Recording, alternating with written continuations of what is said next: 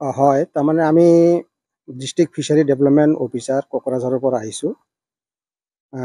আমাৰ মেইনলি অসম যিটো মেইন আইন, সেই মেইন আইন অনুসৰি আমাৰ 1 এপ্ৰিলৰ পৰা 15 জুলাইলৈকে এই সময়ছোৱাত যি খাল, বিল, নদী, জান জুৰি, ডবা যিবিলাক আছে, এইবিলাকৰ কণীযুক্ত মাছ ধৰাটো নিষেধ।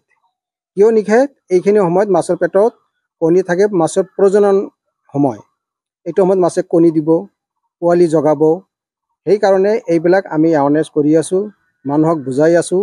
আমি ঠায়ে ঠায়ে বজাৰ, হাট বজাৰ, নদীৰ ছাইডত, ব্ৰিজত, ক'তবা আমি যিখিনি জেগাত মাছৰ উৎস যিবিলাক জেগা আছে, সেইখিনি জেগাত আমি বেনাৰ পোষ্টাৰ লগাইছোঁ। আমি লিফলেটো মানুহৰ হাতে হাতে প্ৰচাৰ কৰিছোঁ। আমি বহুত সজাগতা কৰি আছোঁ। বিশেষকৈ আমাৰ BTC চৰকাৰ আৰু আমাৰ জিলা মেইন উন্নয়ন বিষয়া CSD নীলো দাস ছাৰৰ তৎপৰতাত আমি বিভিন্ন জেগাত এৱাৰনেছ কৰি আছোঁ। মানুহক বুজাই আছোঁ যাতে এইখিনি সময়ত মাছ ধৰা নহয়। কাৰণ চাওক, আমাৰ লোকেল যি প্ৰজাতিৰ যিবিলাক মাছ আছে, সেইবিলাক মাছ আজিকালি আমাৰ নোহোৱাই হ'ল। এই কণীযুক্ত মাছ যদি এতিয়া মানুহে ধৰে, মাছে এতিয়া যিহেতু পোৱালি জগাব, এইটো সময়ত যদি মাছখিনি ধৰে, আমাৰ এই থলুৱা মাছখিনি নোহোৱাই হ'ব।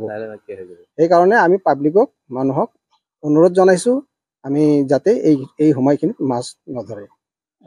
গোসাইগাঁও মহকুমাত আমি কি কয়, শ্ৰীৰামপুৰ গৈছোঁ, চেমুল টাপো গৈছোঁ, ইফালে কচুগাৰ এইটো ছাইডতো যোৱা হৈছে। আমি বিভিন্ন জেগাত গৈছোঁ। আমি যিবিলাক জেগাত মাছৰ উৎস আছে, আমাৰ এইখিনি ভাওৰাগুৰিতো কৰিছোঁ।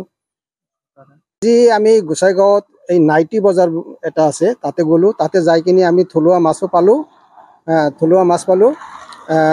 আৰু নদীৰো মাছ পাইছোঁ। সেইখিনি মাছ আমি সিহঁতক বিক্ৰী কৰিব দিয়া নাই, আমি লগে লগে বন্ধ কৰি দিছোঁ। মানুহখিনিক বুজাই দিছোঁ যে নেক্সট আপোনালোকে নানিব। যদি মাছ আনে, তাৰপিছত আমি কিন্তু আইনী ব্যৱস্থা ল'ম। আমাৰ আইনী ব্যৱস্থাও আছে। আজি ফাৰ্ষ্ট টাইম আমি ৱাৰ্ণিং দি গ'লোঁ, কাৰণ তাতো আমাৰ বেনাৰ পোষ্টাৰ লগোৱা আছে। তথাপি মানুহখিনি বুজি নাপায়, আমি মানুহখিনিক বুজাই দিলোঁ।